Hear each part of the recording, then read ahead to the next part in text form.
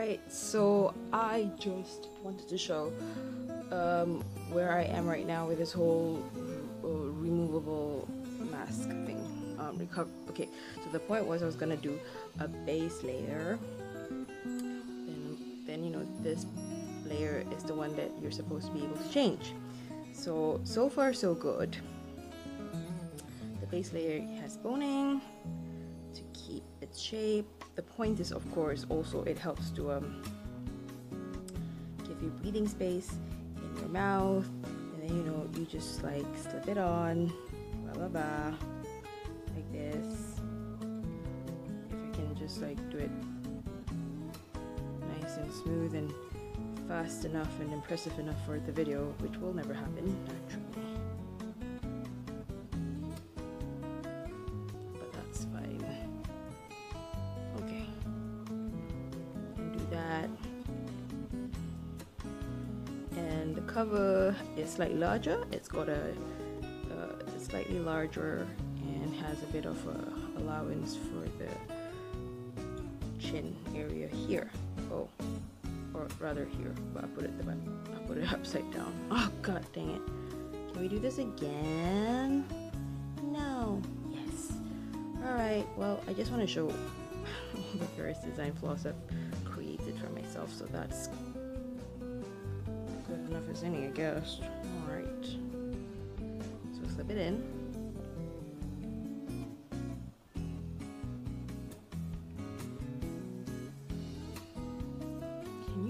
The sound of a very small boy cat who needs a snip and is now in the middle of his mating season. Or is that just me? That boy cat. Anyone's willing to like help me pay for the vet cost?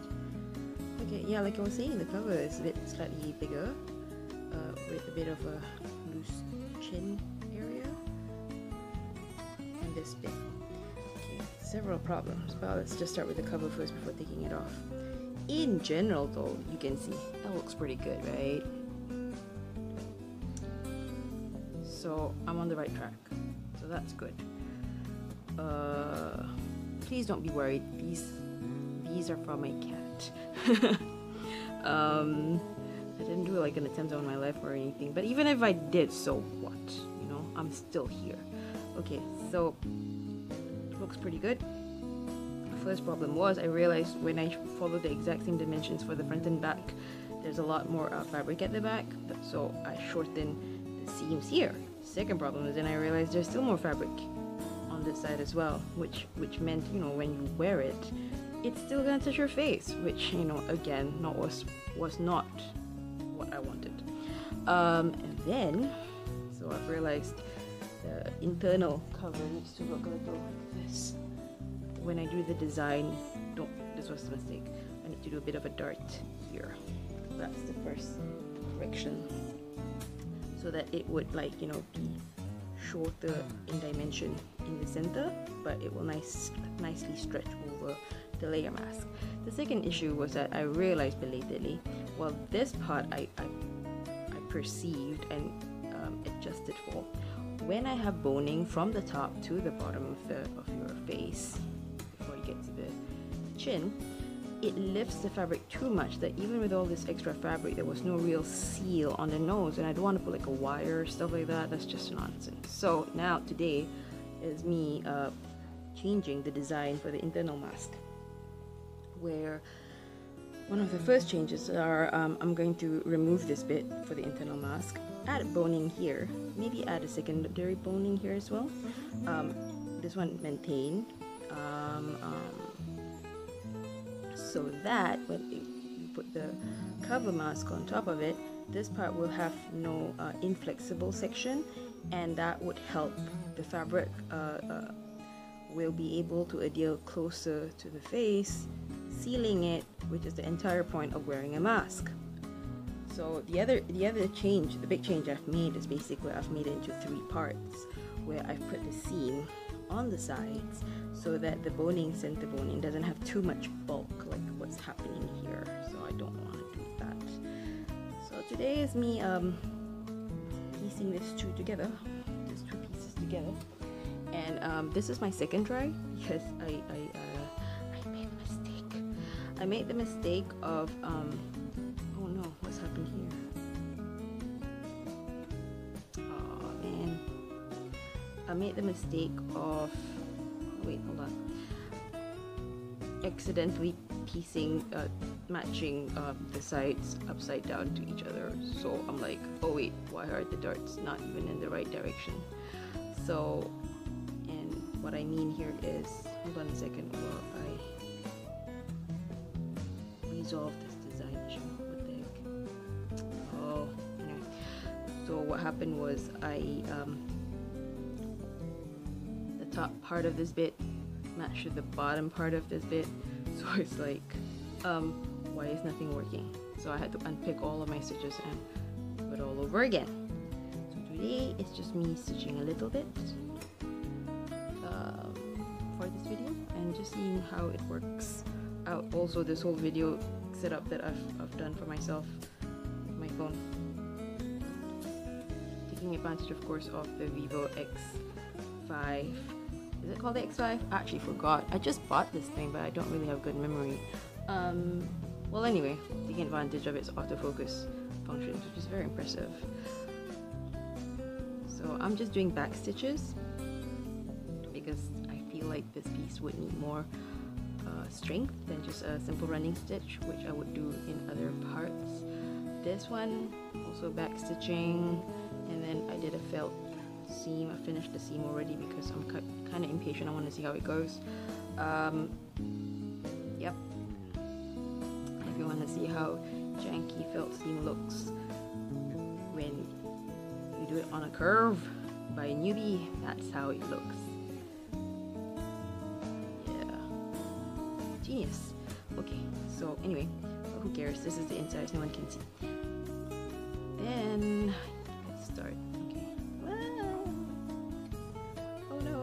Oh no, here it is. This is a fabric that I cannibalized from my first shirt that I was trying to do.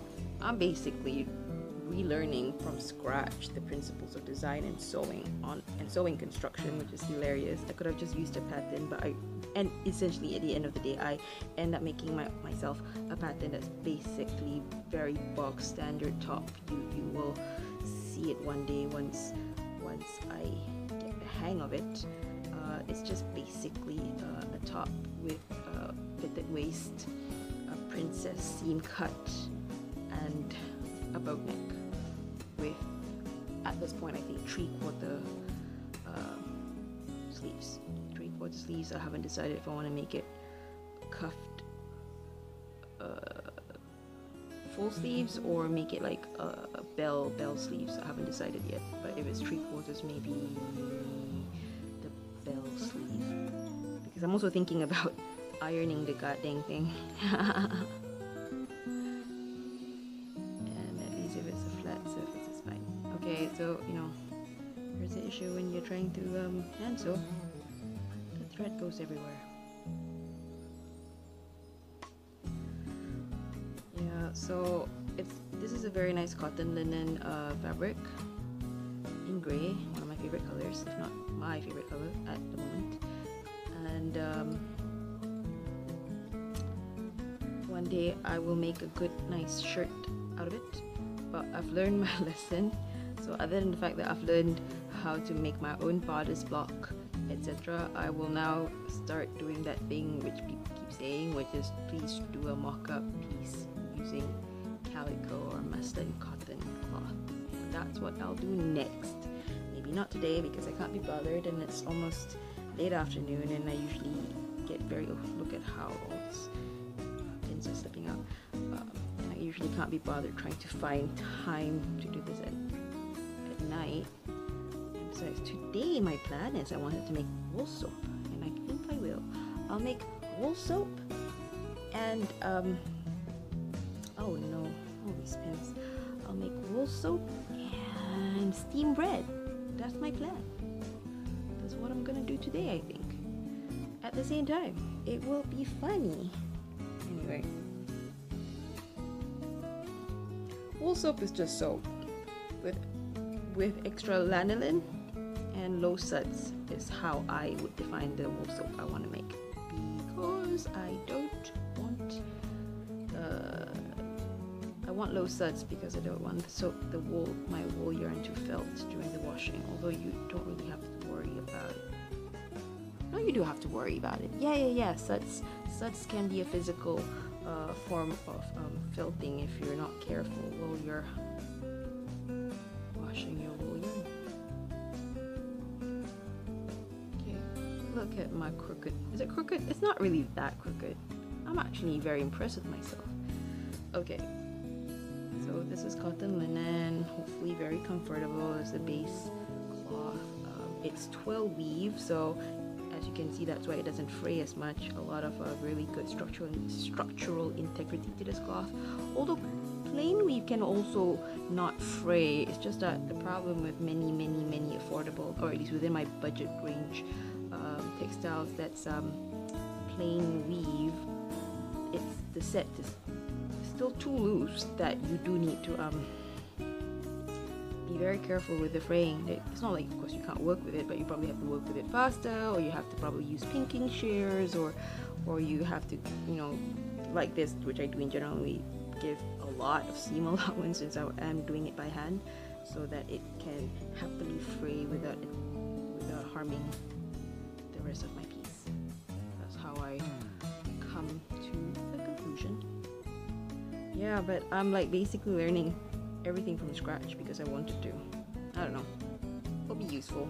I'm doing like slow fashion, I think, accidentally. I really didn't plan this, but since I started hand sewing and then having to learn all of those principles of design and like the basics of it, it's actually pretty good because I'm learning a lot of stuff that will be useful down the line as I finish weaving a cloth that I can make for a dress. Right now I've woven cloth and stuff, but it's really like for tabletops, table covers and such like, and even scarves. My dream is probably, now that it's monsoon season and everything is so cold at night, is weaving myself a blanket. I don't want to knit. Knitting takes so long for me. Ugh, this pin just keeps going off. Okay. Like for example, right now I'm spinning again this, which is, can you see? It's basically 87% Angora and 17% sheep wool of no breed description given. I bought this from a Etsy shop based in Latvia, I think. That's probably why it's so affordable for me. And I'm gonna spin this because I am also in the meantime waiting for my delivery of an electric spinning wheel because I love spinning, but my lord, I hate plying. I hate it. I just cannot tell you how much I hate it. Actually, now that we're here, let's talk a little bit about my knitting. Not my knitting, my spinning, although I'll talk about that too, I guess. Here's what I'm doing on my Russian spindle.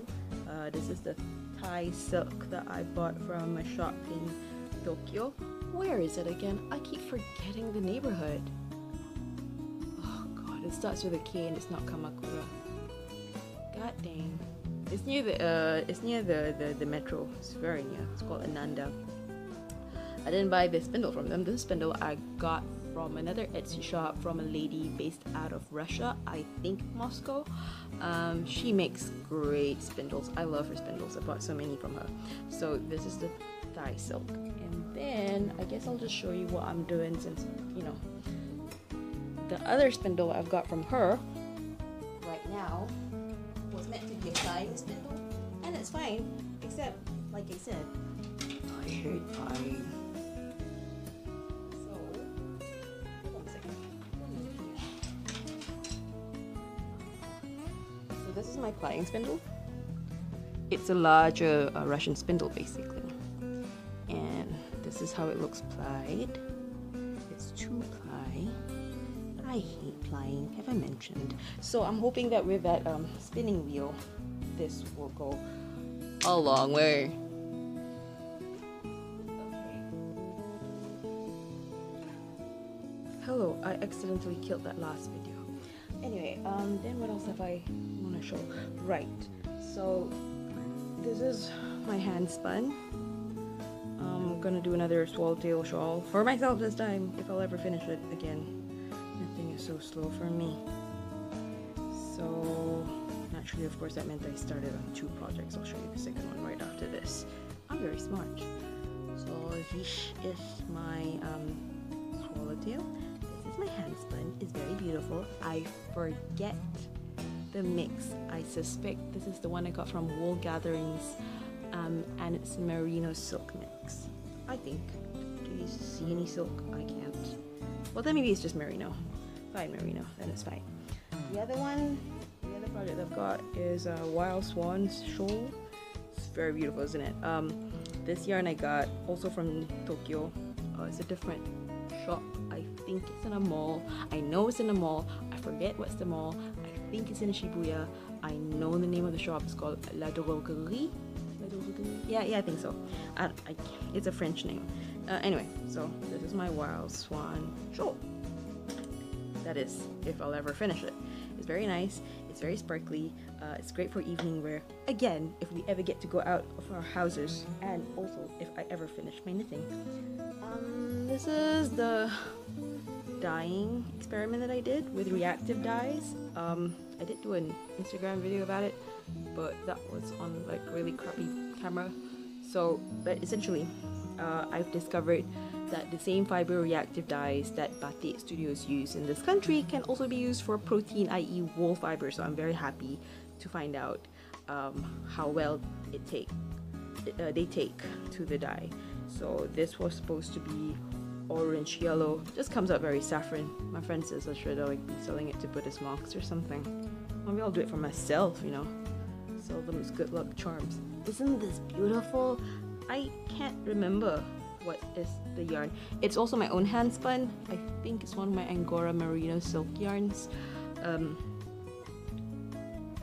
actually don't remember. It could actually be the one I'm spinning right now, so you can see the how much difference is. This one looks so good. I love it. Okay. Alright, so I'm just gonna leave this on the floor for decoration while I sew this mask until I end this video. Hopefully. Okay, where's my... there it is.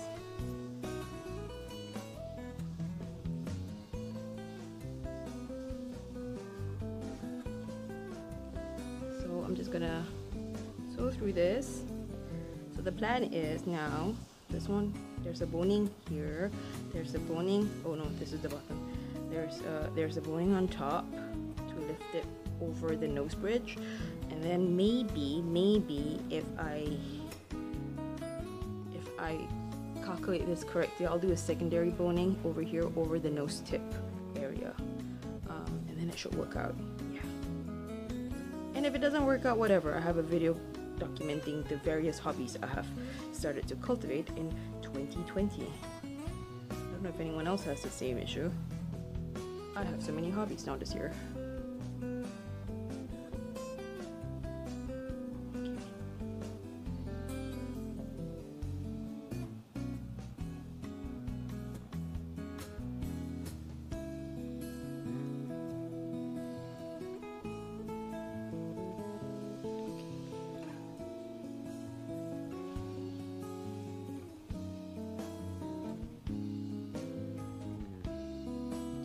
I'm a slow sewer, but I'm still new, gosh darn